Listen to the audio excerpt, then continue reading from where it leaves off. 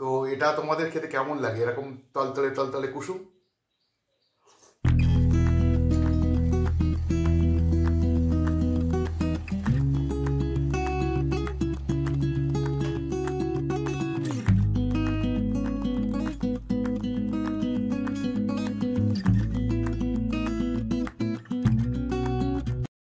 Hello বন্ধুরা, কেমন আছো সবাই? আশা করি সবাই খুব খুব ভালো আছো, আমিও ভালো আছি। আবারও চলে এলাম একটা ফ্রেশ ছোট্ট ব্লগ নিয়ে। তো প্রথমেই জানাই সকলকে গুড মর্নিং, সুপ্রভাত, শুভ সকাল। কামনা করি দিনটা সকলের খুব খুব ভালো কাটুক, আর সবাই একটু প্রে করো যেন আমারও দিনটা খুব ভালো কাটে। তো এখন বাজে সকাল 7:30। তো উঠে গেছি ঘুম থেকে। তো এখনও মোনা উঠিনি ঘুম থেকে, মা উঠিনি। তো উঠে ব্রাশ ট্রাশ করে একটু লিকার চা নিয়ে বসলাম। আসলে এটা আমার প্রতিদিনকার রুটিন, সকালে উঠে 1 কাপ লিকার চা। অনেকে গরম জল খায়, আমি গরম জলটা এইভাবে খেতে পারি না, যার জন্য লিকার চা খাই। কিন্তু খুব কড়া লিকার না, দেখো একদম হালকা লিকার, মানে জাস্ট একটু সামান্য কালার হবে। তো যাই হোক, আজকে কিন্তু ঠান্ডাটা বেশ ভালোই আছে, তবে কালকের মতন নেই। কালকে বলতে গতকালকে না ব্যাপারটা ছিল একটু মেঘলা আকাশ বেশি ছিল, যার ফলে একটুখানি বাজে লাগছিল। আজকে একটু দেখছি একটু রোদ ঝলমলে আকাশ। একেবারে যে মেঘ নেই তা না, দেখলাম যে হালকা হালকা মেঘও রয়েছে, কিন্তু রোদ বেরোচ্ছে। তো সকালবেলা না উঠেই রোদ বেরোনোটা দেখলে মনটাই যেন একটা বেশ খুশি খুশি হয়ে যায়, মানে দিল খুশ হয়ে যায়। বেশি করে শীতকালে, কারণ শীতকালে না মানে মেঘলা ওয়েদার একদমই ভালো লাগে না, সকালবেলা উঠেই যেন মুডটা অফ হয়ে যায়। তো যাই হোক, আজকে ওয়েদারটা খুব একটা খারাপ না, এখনই রোদ বেরোচ্ছে, আশা করি সারাদিনটা খুব ভালোই কাটবে। তো সকালবেলা চা বিস্কুটটা খেয়ে তারপরে দেখা যাক কী টিফিন করি। তো এখনও মা বউ কেউ উঠেনি ঘুম থেকে, ওদিকে আমার খিদেও পেয়ে গেছে, অনেকক্ষণ উঠেছি। তো ভাবছি একটু ডিমের পোচ করব। তো আজকে দেখছি আমার নীলকণ্ঠ ফুল গাছটায় সেরকম ফুল ফোটেনি, কেন তা কি জানি। এরকম ছোট্ট ছোট্ট দুটো ফুল ফুটেছে, এখনও পাপড়ি ঠিক খোলেনি।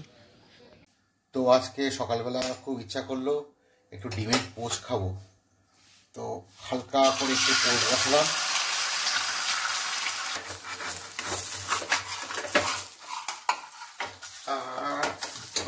ব্যাস। তো সকাল সকাল একটু ডিমের পোচ দারুণ লাগে, আর এটা কিন্তু খুবই স্বাস্থ্যকর। আর উপরে কুসুমটা দেখো, মানে একদম তলতল করছে, দেখো। তো এটাই হচ্ছে আসল পোচ খাওয়ার সিস্টেম। কুসুম যদি একবার শক্ত হয়ে যায় না, তাহলে সেটার পোচ থাকে না, কি বলো বন্ধুরা? তো প্রথমে হালকা করে একটু কুসুমের উপরটা, এই যে নরম নরম নরম নরম ব্যাপারটা, একদম স্বর্গ, দারুণ লাগে। আর এটা শরীরের জন্য খুব ভালো। তো এটা তোমাদের খেতে কেমন লাগে, এরকম তলতলে তলতলে কুসুম? অপূর্ব অপূর্ব খেতে। এমনিতেই ডিম সকলের প্রিয়, আর তার মধ্যে এরকম যদি পচে এরকম তলতলে কুসুম হয় না, আরে বাবা, জমে ক্ষীর। দারুণ দারুণ। দেখো কুসুমটা আগে খেয়ে নিয়েছি, তলতল করছিল তো, নইলে কোনো কিছু খাওয়া যাবে না। এইবারে পাপড়িটা খেতে হবে। এটা পাপড়ি বললাম এই কারণে, কারণ তলাটা কিন্তু বেশ শক্ত হয়ে যায়, মানে আমি যেভাবে পোচ করি তলাটা ভালো শক্ত হয়, আর উপরটা একদম তলতল তলতল করে। তো এই হচ্ছে পোচের বাকি অংশটা। মোনা ঘুমোচ্ছে, তাই বলে মোনা বলতো আমার জন্য একটা বানিয়ে দাও, কারণ আমি পোচ খেয়েছি, জানতে পারলে ও উঠে আগে একটা ডিমের পোচ বসাবে। ও ডিমের পোচ খেতে খুব পছন্দ করে। আর এই তলতলে ব্যাপারটা আমি আগে খেতাম না, এটা আমি মোনার কাছ থেকেই শিখেছি। তো সকালবেলা একটা হেলদি ব্রেকফাস্ট করে একটু ছাদে একটু পায়চারি করছি, এবার চান করতে হবে। শীত গ্রীষ্ম বর্ষা আমার প্রতিদিন সকালবেলা চান করতে হয়। আর সকালবেলা চান করাটা একদিক থেকে ভালো, মানে আমার জন্য অন্তত, কারণ দুপুরবেলা না চান করতে বড্ড আলিস্যে লাগে, এতটা আলিস্যে লাগে, মানে একদম ভাল লাগে না।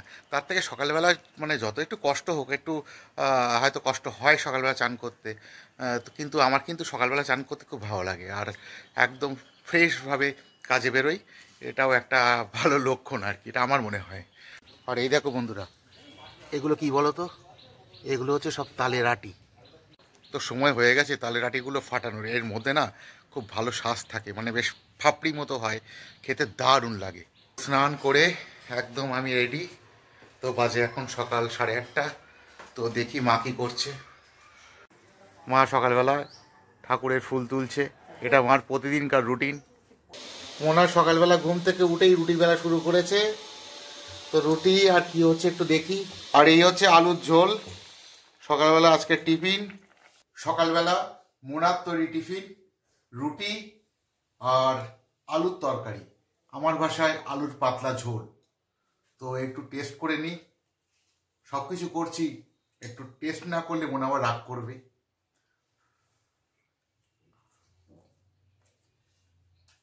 খুব ভালো হয়েছে। আর সকালবেলাটা না এরকম হালকা খাবার সত্যিই খুব ভালো লাগে। তো যাই হোক, ব্লগটা আর বেশি বড় করবো না, ব্লগটা এখানে আমি শেষ করছি। তো সবাই খুব খুব ভালো থাকো, সকলকে খুব ভালো রাখো। দেখাবে পরবর্তী ব্লগে অন্য কোনো মুহূর্তে। টাটা।